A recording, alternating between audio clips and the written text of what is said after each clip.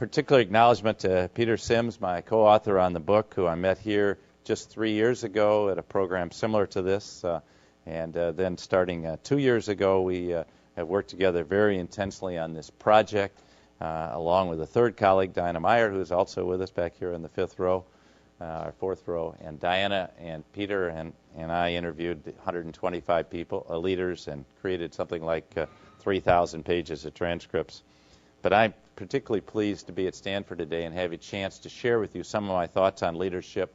And my focus today will be on leadership in the 21st century, because I'm convinced that we need new kinds of leaders in this century, and I hope you will be those new kinds of leaders.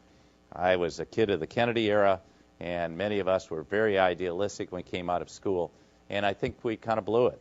And I'm very disappointed in my generation leaders, not just the crooks. There are crooks in every generation. I mean, Joe Naccio's on trial right now, and the jury's out, and how that'll come out, I can never judge a court of law because I'm not a lawyer. Even if I were, I would be smart enough not to judge it. But these are not the kind of leaders we want, and so I'm hoping you'll be that different kind of leader when you have the opportunities, hopefully earlier in your career, sooner rather than later, to be the kind of leaders we need to build great companies and great organizations in the 21st century. Because if we don't, I think we'll see a real loss in the business community.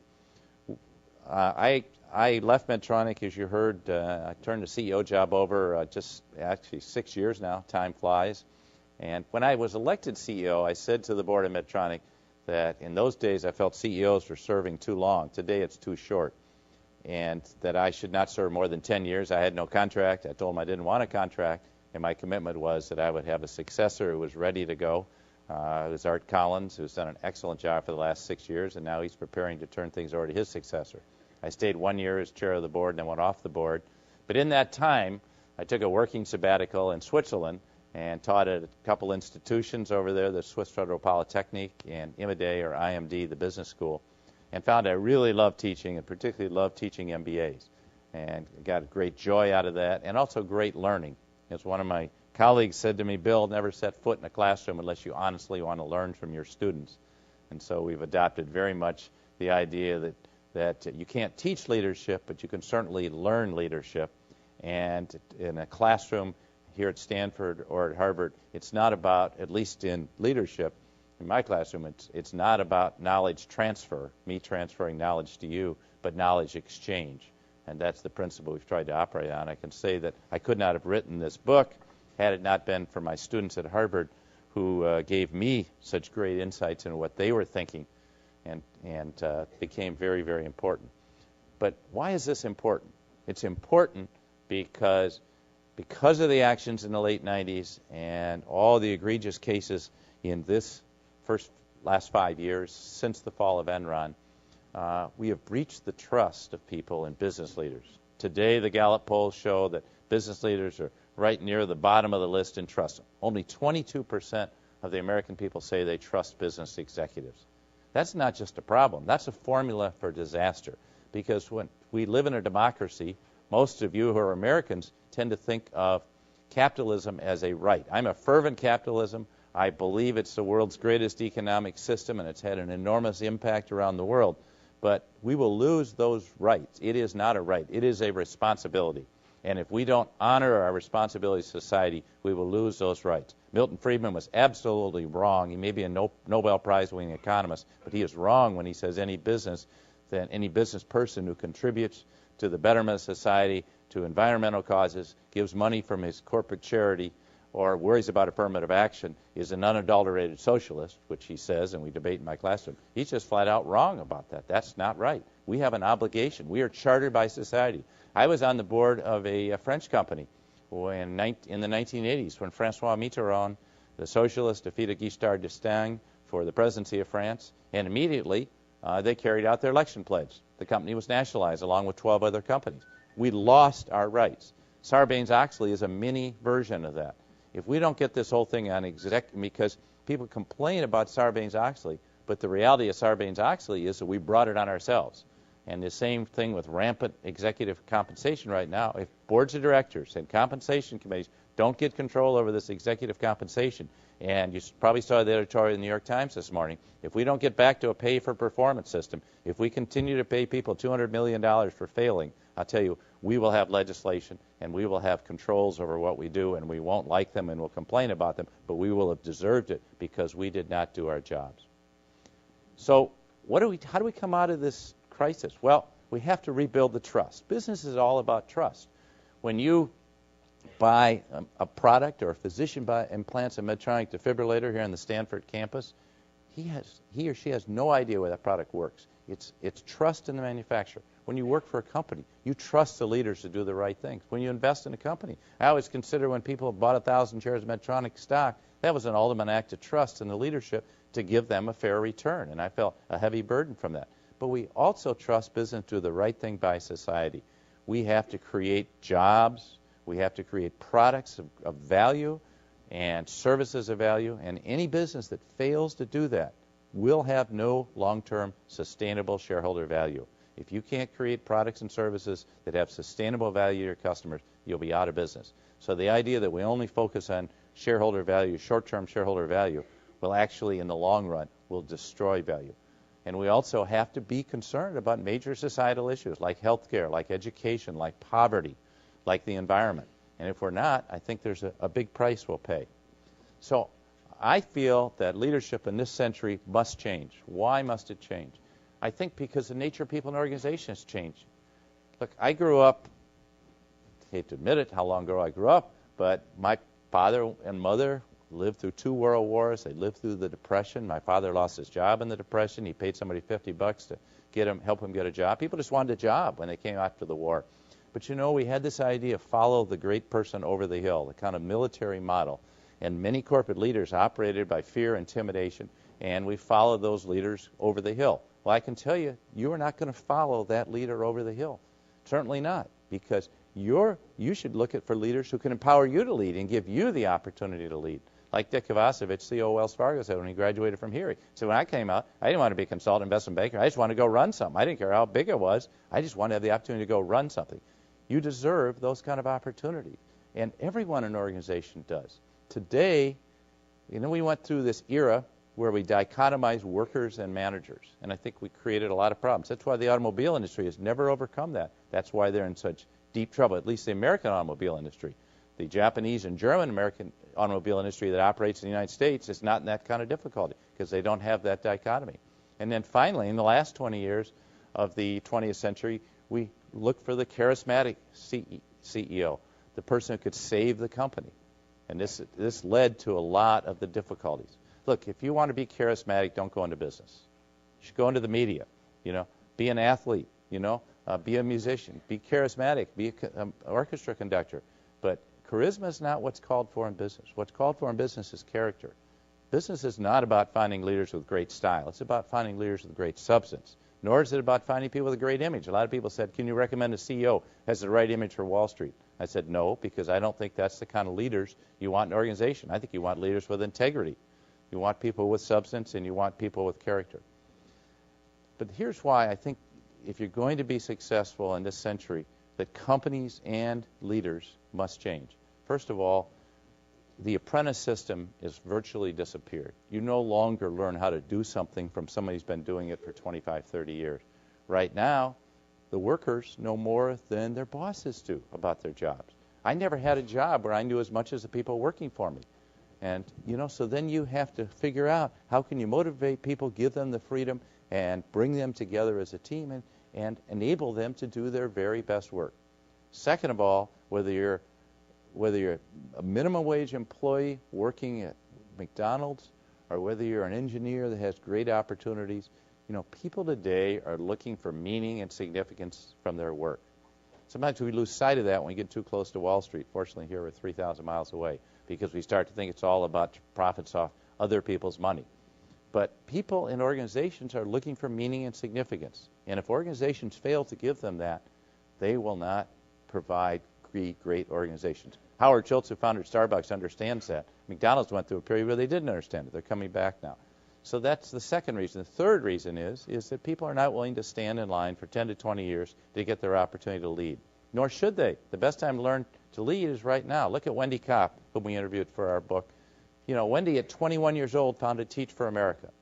She had no management experience, no leadership experience. She encountered great difficulties. After 5 years, she almost had to give it up because she was $1 million or $2 million in debt and everything was declining. Yet she had that personal, internal fortitude to stay with it and make it successful. Today, 16 years later, it's enormously successful.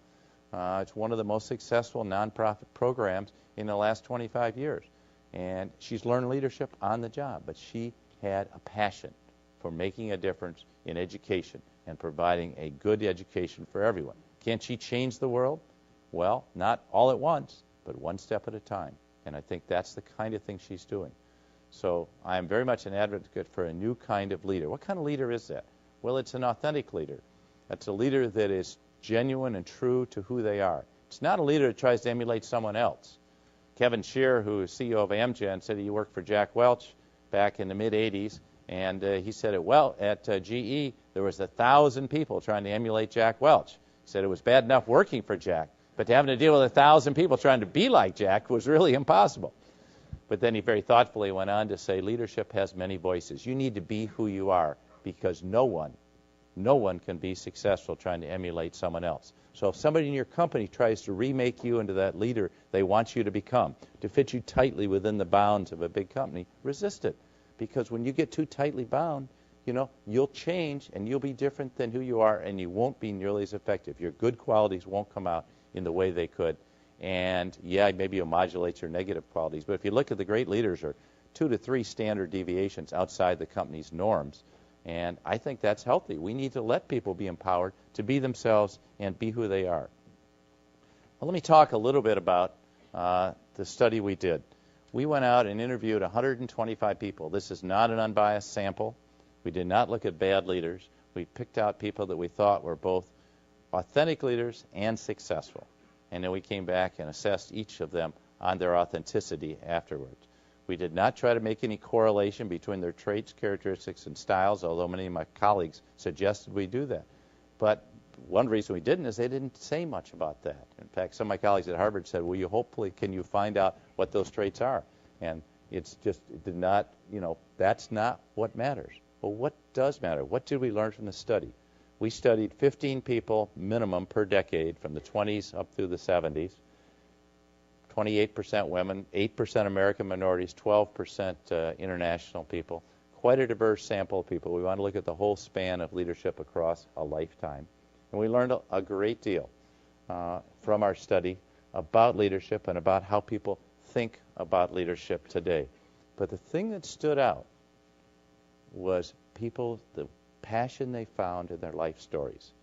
I'll never forget my call with Dick Kovacevic, CEO of Wells Fargo. I'd known Dick. We'd been on the Target board for a dozen years. Knew him even before that. Probably arguably the most successful commercial banker in America for the last 20 years. And so I said, Dick, what made you such a successful leader of Wells Fargo? He said, I want to talk about what it was like to grow up in Western Washington, in a town where no one ever went to college, where the people we honored, there were no business people, so the people we honored we looked up to were teachers and they were coaches. He said, I learned, no offense to Stanford Business School, he said, I learned more about leadership on the athletic field in the corner grocery store than I did in business school. Why? Well, he was an all-state quarterback, and every day as a kid, from age 11 till age 18, he played sports from 2:30 to 5:30, then he'd run home, grab a sandwich, and go to work for 3 hours from 6 to 9. Because he was trying to earn money to go to college. He had no money, and this was his ticket, if you will, so to speak, into college. Dick said, as a quarterback, I learned very quickly that if you had a team of 11 quarterbacks, you'd lose every single game. We had to have outstanding people at every position, and I've tried to take that into Wells Fargo, his words, and have that so that every person in my organization at higher levels is better than I am at their jobs. And that's the only reason we've been able to be successful. The head of mortgage banking, I could never do his job, and the head of consumer banking, I never could do her job, and so we've been able to build that strong team. In a corner grocery store, I try to replicate Wells Fargo much around that corner grocery store, your friendly local bank in every city in the West, every town in the West, and the Midwest as well. So you see him taking from that. Howard Schultz has a different story. He grew up in the projects, Bayview housing projects in Brooklyn, drug-infested, crime-ridden area, wasn't safe to be around. He tells the story, he came home when his father was 7, and he finds his father sitting on the couch in a body cast. He'd lost his job. He had a great job. His job was to pick up dirty diapers and deliver them to a central point. He'd slipped on the ice, broken his leg. He lost that day his job, his pension, and his health care. His mother was 7 months pregnant, couldn't go to work. They had no money, and his job as a little boy was to fend off the bill collectors. Very, very tough thing. Well, he saw his father lose 30 jobs. He thought his father was a failure. He just wanted to get away from his father, and they argued all the time. The day his father died, he rethought that, and he had a different understanding. He saw his father never had a shot, and he said, I want to create a company that my father would be proud to work at. That's why Starbucks in 1986 became the first American company to give health care benefits to all its workers, including part-time. Today, health care costs more than coffee at Starbucks. But he's going to be true to that because that's a basic principle on which he feels he's building the company. Not paying minimum wage, but trying to create a good environment between employees and customers and to create that consolation. He visits 24 Starbucks stores a week to see, does that still exist? You probably saw his letter to Jim Donald, his CEO, challenging his Starbucks, are we growing so fast that we're losing that old original coffee house? And so Howard is staying true to what he believes. It comes out of his life story. And I think that becomes very, very telling in the people we talk to. Andrea Jung, third person. Andrea is CEO of Avon Products today. She comes out of a Chinese-American immigrant family. She, very modest family, where values were everything, where discipline was everything. At 31, she was executive vice president of Neiman Marcus. At 35, she quit, cold turkey. She was on her way to be CEO. She came to my classroom, and I said, why did you quit at 35? And she said, because I saw I was going to be CEO, and I didn't spend the rest of my life making luxury goods for the upper 1/10 of 1% of the American women. And so 9 months later, she went to Avon. She actually got passed over for CEO a few years later. And as one of her board members said, Andrea, follow your compass, not your clock. In other words, stay in the course of the direction you want to go. Don't worry about getting there at a particular time. Well, the new CEO didn't make it. 20 months later, he was out of a job. Andrea had been passed over, gets the job. What's the first thing she does? She changes the mission of the company from cosmetics to the empowerment of women. She said, that's the business we're in. And I had a guy in my classroom who had worked there, and I said, how's it for a guy to work at? He said, it's great. It's a wonderful environment because they have 5.5 million people today. They had 1.5 at that time. She's built up 5.5. They have 1 million in Brazil. They're now up from zero start in China to 300,000 now. But she has this great passion. She said, if I don't have passion for the work, I can't be an authentic leader. Many of the leaders we talked to went through a series of very difficult times in their life. Crucibles, as we call them. Warren Bennis picked up that term from Warren when he wrote Geeks and Geezers. And we heard some very, very moving crucible stories from people. These became the time, that transformative experience, that unique experience in their lives when they really got what leadership was all about, that it wasn't about them and getting you to follow me as the leader, but realizing it's all about we. How do we create an environment where we all have the chance to flourish? In my own life, I've gone through a series of crucibles in trying to become a leader. I'm the only child of older parents. My father felt he never realized his gifts to be a leader, and so he put that burden on me. So from age 4 or 5, I'm hearing, son, don't be like your father. You've got to be different. It's hard to be different than your father when you're an only child, but that was the mission I had. And he thought I should be, CEO of a big company. Not just CEO, but CEO of a big company. He even named the companies. He suggested, since he held Coca-Cola stock since 1937, he'd like me as CEO of Coca-Cola, or if that didn't work out, I could be CEO of Procter & Gamble, or the third company was IBM. Now, it turned out I worked in summer jobs at all these companies. It was a pretty heavy trip. And so I was resisting my father, but somehow that had been internalized in my head. And I never could figure out why I wasn't getting elected to leadership or selected for leadership roles as captain of my tennis team or other things in school. And so I ran for president of senior class. I lost 2-1. So then I went away to college 800 miles away, and stood for election 6 more times, lost all 6 times. So now I'm 0 for 7. It's pretty hard to be a leader if no one wants to follow you, right? Well, finally some seniors in my school at Georgia Tech took me inside and said, Bill, there's a reason why you're losing. You're not getting elected. It's because you have a lot of gifts, but no one wants to follow you because it's all about you. You're so busy and so ambitious, you don't have time for anyone, and no one wants to work with you. Now, that was easy to understand up here. It's very much harder to change my behavior, to change how I interacted. But I asked people for help, and I think I genuinely learned more about leadership in those college years than just about any other time in my life. So then I went to Harvard Business School, graduated at 23. I was working in the Defense Department. And about 6 months after I got out of business school, I got a phone call, one of those phone calls you never want to hear. My father was on the line saying that my mother had died that morning of a heart attack. And I was closer to my mother than anyone else in my life. And for me, it was a real sense of devastation and feeling alone. Some of you may have had similar experiences, but it was time that caused me to really go deep into what's life all about. And we only have one short time on earth. What do we want it to be? And then I recovered and fell in love, got engaged, and I got a second phone call 3 weeks to the day before I was to be married. My fiance dropped dead of a malignant brain tumor, and I was just totally devastated. Fortunately, I had friends around me who came around and were there to support me through what were really dark times. But it caused me to go deep inside and say, what do I want out of my life? Fortunately, very fortunately, and a great blessing, I met my wife Penny just a month or so later, and we've been together ever since. And it was a very, very difficult time. And 20 years later, it took me 20 years at the last crucible, last I can account today, is I thought I was on route to being CEO. I thought I was going to be CEO of Honeywell. And one day, and I was on that path, and I was, it was a tough place, a little bit political.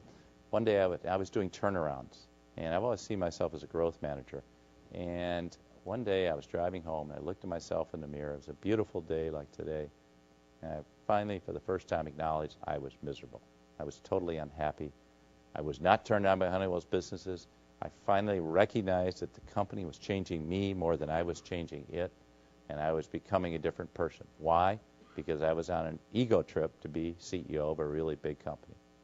I went home and talked to my wife and asked her what she saw. And I've been trying to tell you that for a year. You just didn't want to listen. She was right. So Medtronic had asked to join the company 3 times over 10 years. It was a little company growing to a mid-sized company, and I turned them down just about 6 months before because I think Medtronic, in my mind, was too small for my ego. And I thought, wow, this image ideal, I'm going to be head of a really big company. Medtronic was not that. Well, when I called Medtronic back and talked to the company and thought about what it really was with this wonderful mission I learned from the founder of restoring people to full life and health, I realized this is where I should have been all along. And I'll never forget the day I walked into Medtronic. It felt like I was, for the first time, it felt like I was coming home to a place I'd never been before. You ever been in that place where you feel like, hey, I can really be myself here? This is the real me. I can be who I really am. I don't have to be something different. I can contribute here. People appreciate me for who I am. And it was just a wonderful feeling, and it was a great blessing to have that experience. So through those crucibles, I think we find our purpose in life, and that's where I should have been all along. And fortunately, Medtronic was able to grow up into a pretty good-sized company, but that wasn't what it was all about. In fact, I've always thought the thing I'm proudest of at Medtronic is that we went from restoring 300,000 people a year to new patients to full active lives to now about 8 million. And I think of all the things, it's not the market cap or the earnings or the revenues. It's really captured in that phrase. So from that, I think we learn from a lot of our leaders that your life story becomes very important because it gives you your sense of true north. And I think all of us in this room know what we really believe if we think about it at a deep level. But we're worried that when we go off into the business world, we're going to get pulled away from that. We're going to be pressured to do something different. We're going to be forced to make the numbers. One of the people in the study talked about when, he'd only been out of business school 4 months, and actually called me and said he was ready to quit. I said, why are you going to quit? You've only been there 4 months.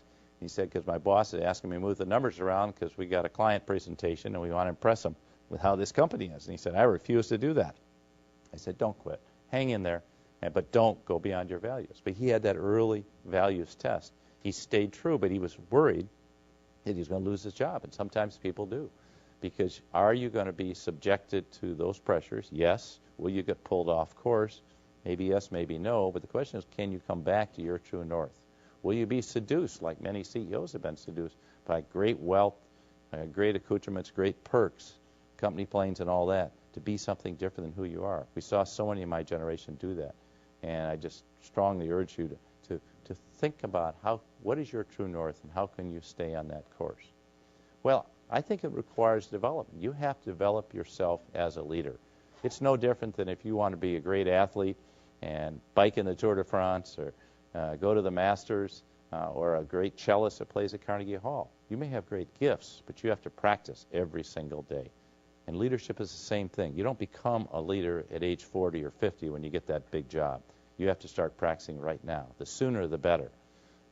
And here's some of the things. Here's 5 things that the leaders we talked to said they thought were really important in developing themselves.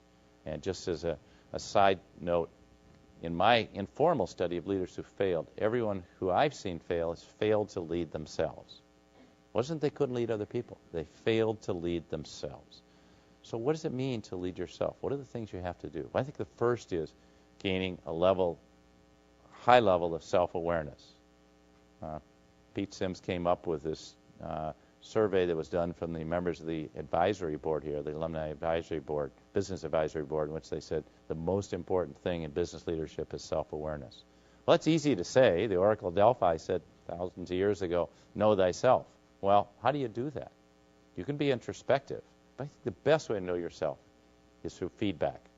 Joel Peterson said feedback, there's a professor here, said feedback is a breakfast of champions. I think it's a great phrase.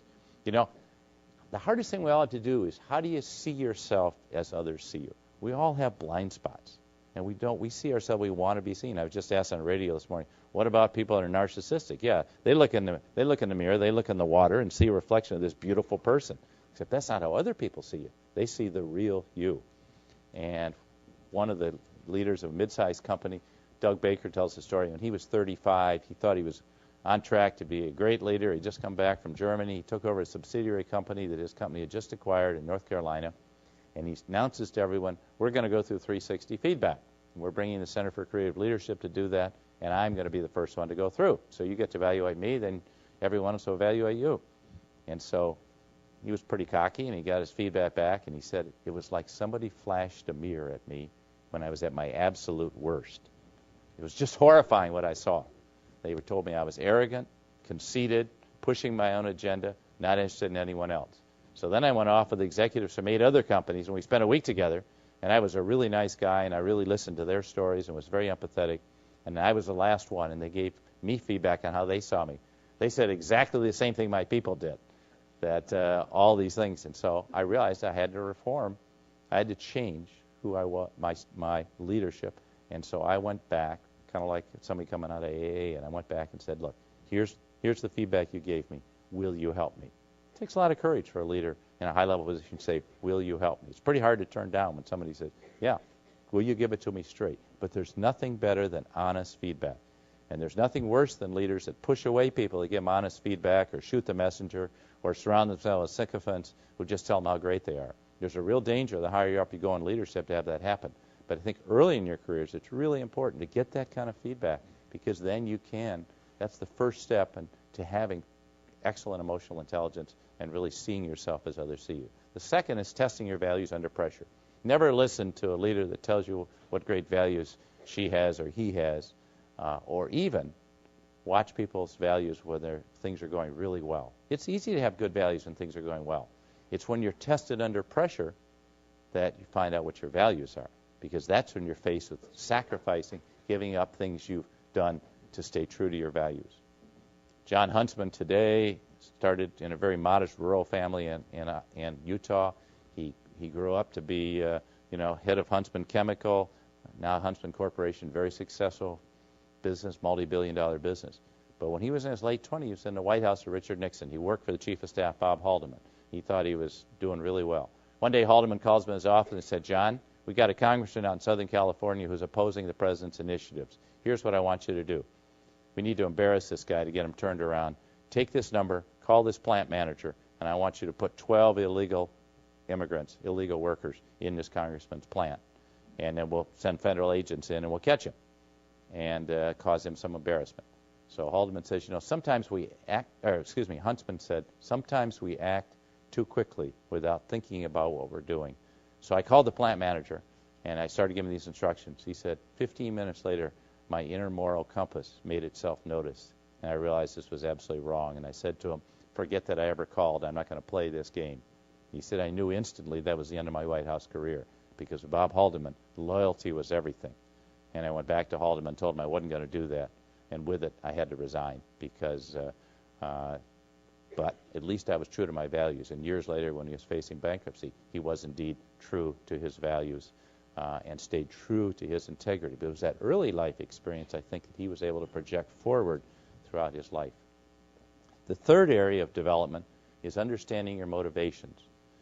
How do you find a balance between the extrinsic motivations, money, fame, power, glory?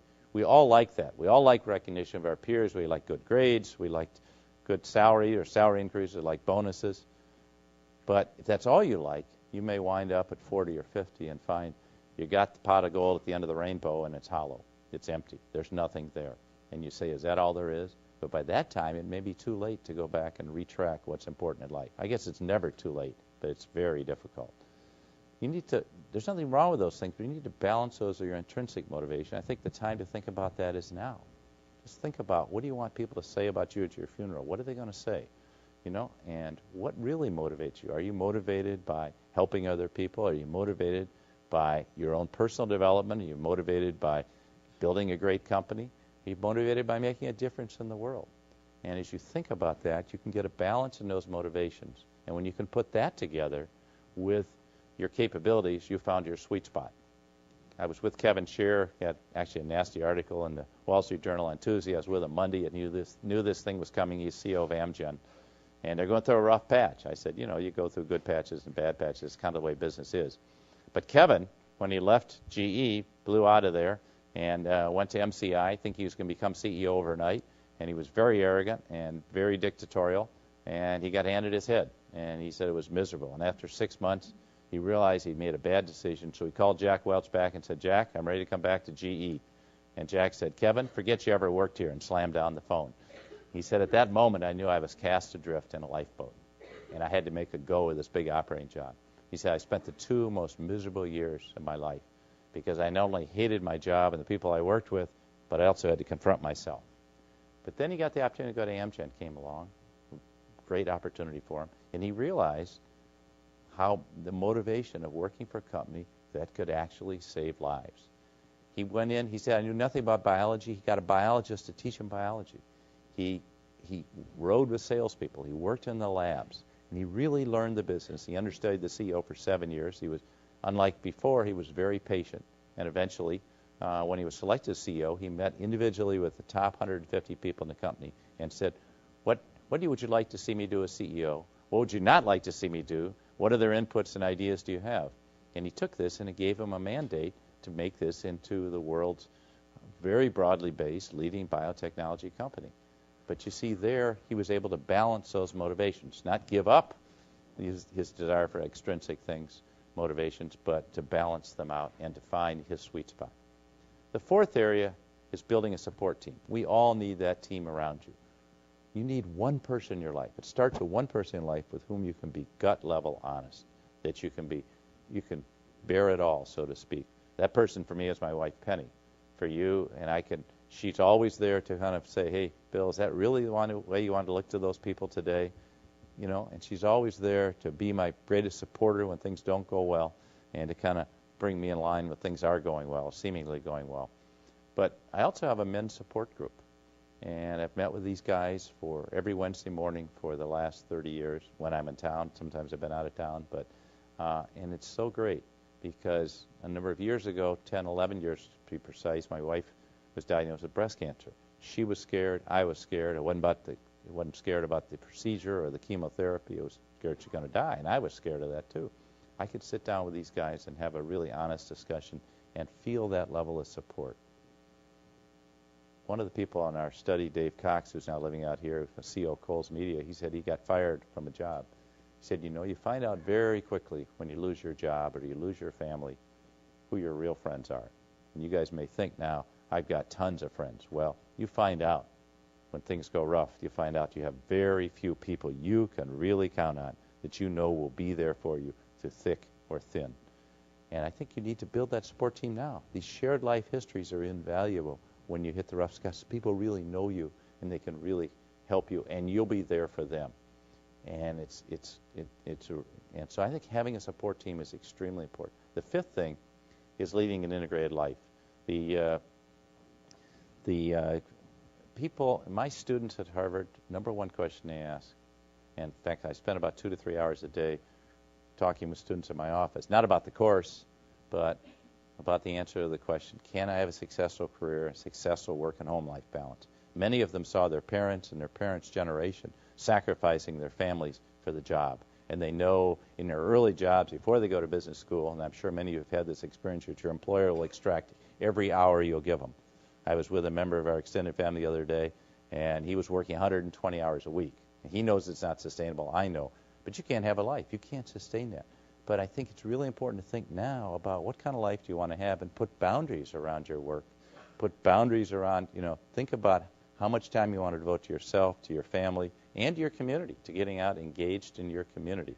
If you don't do that now, you're liable to get yourself in a pattern where you can't pull back because you like what comes from that super long work week, but then you burn out at 40. And now you're going to live till 95. What are you going to do for the next 55 years? And it's important to think about that now. I coached soccer for 13 years, youth soccer for my son's teams. It was one of the greatest things I ever did. People thought it was a little weird when I leave meetings at 5:30 at night. Hey, that's just the way it is, guys. This is important to me. I'm not going to leave these people at the field, so I'm going to be there. And I think it's important to put those kind of boundaries around your life. Sometimes it's hard with some of these employers. They'll extract so much, but I think you still need to do that. Well, when you do those 5 things, I think you're now prepared to go back to your life story and say, where are the passions I find that give me the ability to lead? Andrea Jung said, and that gives you purpose or leadership. And Andrea said, if people can't see that I have passion for this business, I can't be an authentic leader. I can't be an empowering leader for them. So that's what leads you to have the purpose of your leadership and align people around a common purpose and a common set of values. And when you do those things, I think then it's quite straightforward to become an empowering leader. I love the example Anne Mulcahy, who was just acknowledged by Fortune as one of America's most respected, admired companies. Anne was called the accidental CEO. She was passed over for the job for some guy from IBM that came in from the outside and virtually destroyed the place. She took over with $18 billion in debt, didn't know anything about finance. She had to get a guy in the treasurer's office to tutor her about finance so she could stare down the bankruptcy attorneys and the bankers the next day. But she had one thing going for her. She'd built 25 years building relationship people in Xerox. And she, too, met with the top 100 people. The first 2 quit, but the other 92, when she asked, and then there are 98, said, are you willing to stay with me, stay with us, to restore Xerox to a truly great company once again? And they made that commitment and stayed together, and they're now well on their way to doing that. They've averted bankruptcy, but they're well on their way. But Anne was able to do that because she was such an empowering leader. She said to the sales organization, which was totally demoralized, I'll go anywhere, anytime to save a Xerox customer. And she did. She was out in the field. She didn't spend time with a security analyst. She didn't spend time, spending all her time with shareholders and bankers. She spent her time with people that created the value, the customers and the employee. And she's restored that company. You can be an empowering leader if you just engage people and be out there in the business. And I think all of these things come together to enable you to be what we call a true north leader, someone that's true to herself or himself and can follow what you really believe. And I don't know how it is for you all, but I know some people are a little fearful of failure. I say there is no greater opportunity than getting out there and leading, because leading is the most fulfilling thing you can do in your professional life. Why is that? Because you have the opportunity to come together with a group of people and take on a really great challenge, to get knocked down, figure out what you're made of, take on great barriers, overcome them, and come back from them, and create an organization that's really meaningful, to achieve goals, to go far beyond anything you thought you could do. Medtronic went far beyond anything I ever had for it because people were so great to work with in going after these goals. And that, to me, was the most fulfilling thing that I've ever found in my professional life. And you can find that fulfillment, too, of staying true to who you are and working with a group of people to do great things. Because never underestimate, as Margaret Mead said, never underestimate the power of a small group of people to change the world. In fact, it's the only thing that ever has. And I want to encourage all of you to be that kind of authentic leader who can change the world and make a difference. Thank you very much.